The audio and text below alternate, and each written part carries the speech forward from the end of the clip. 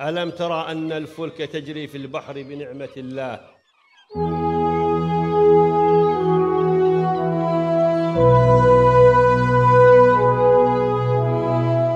إن القوات البحرية الأميرية القطرية تقف اليوم موقف حمدا وشكرا لله الذي وفقنا في اكتمال مصفوفة القلادة بتدشين جوهرتها سفينة النقل والدعم الاستراتيجي.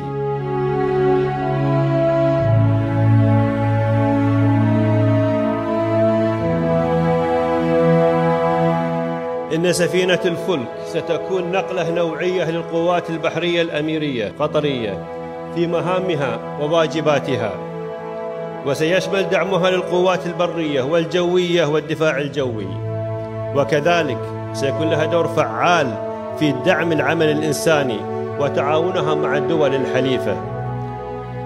بسم الله الرحمن الرحيم، على بركة الله سيري.